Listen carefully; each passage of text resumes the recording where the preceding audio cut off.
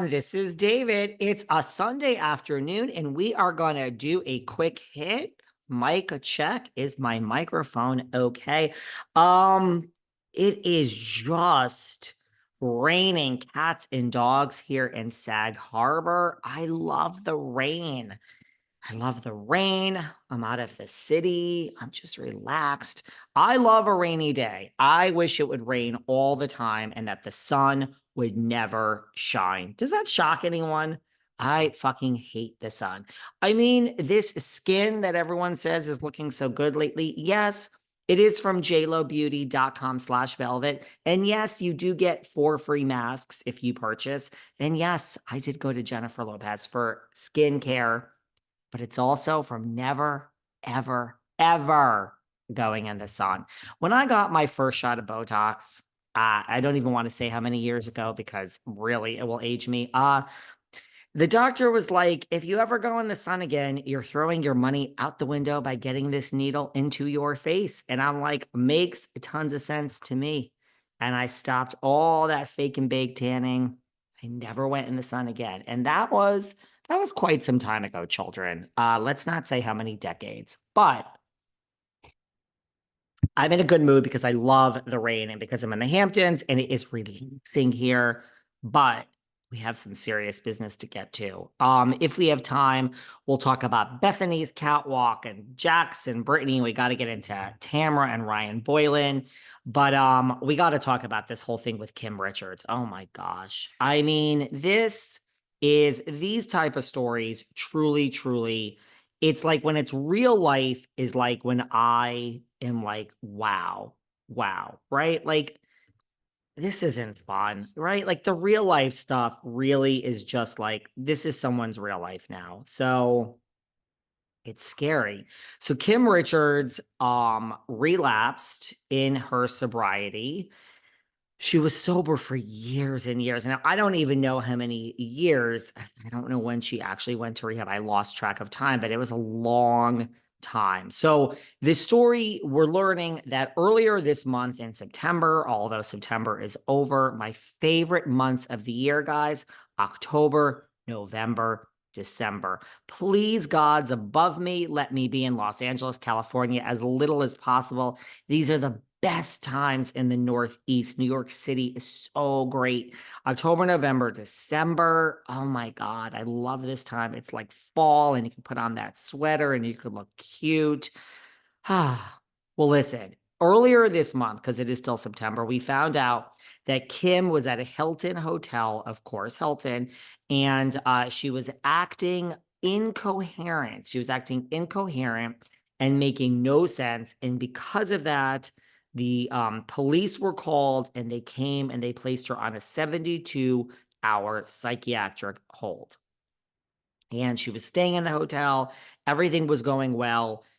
I guess somebody in the hotel or the hotel, people that work there noticed that she was acting out of character and incoherent. So they called the police and she refused to leave the hotel. And that's when they put her on a 5150, which is a psychiatric hold, and they took her away in an ambulance. Now, this is first reported by TMZ. It's now all over. Listen, say what you want about TMZ, but Harvey Levin does not get it wrong. They don't just go and report on things. TMZ is actually, despite what may be, yeah, tabloid fodder, but they are a reliable source. They fact check. They don't just put something out there. So look, this story now has legs. It's all over. It was just in page 6.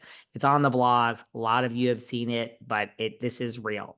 So after this, when she, was taken away, she then moved into an LA home that is owned by Kyle Richards, which that in and of itself, I mean, why not when the family has so much money? Go to a family member's home. What home is this that she moved in of Kyle's? I would like to know. I get lost in the weeds. So what happened is she was in the home, and I guess then, so she was in the home, and then what happened is I guess that she left the home and she returned home this past Wednesday. and that Kyle basically, the neighbors called the cops because they were concerned. They saw Kim return. They were concerned about her behavior. The cops showed up. The home, we have to look it up. The home is registered to Kyle. We call Kyle, the sister, who you would think would say, everything is fine. I'll be right over. Everything is fine. Just knock on the door, make sure she's okay. But it turns out that Kyle has said, no, don't let Kim in the house. And it turns out that the family, Kyle, and I'm assuming Kathy and the whole rest of the family has turned their back on Kim because they are just so afraid and they want her to be sober. Look, I've said this about certain people I know that in the public eye, certain friends I have, like you can't, you can lead a horse to water. You can't force, God, I sound so New York. You can lead a horse to water. You can lead a horse to water. I guess I do have a New York accent. But like it doesn't work. Someone has to want to get sober for themselves. And it's really scary. It's such a hard thing. Now, look, I don't have any family members or anyone in my inner circle that has gone through this. Thank God. But I know enough about it that, when you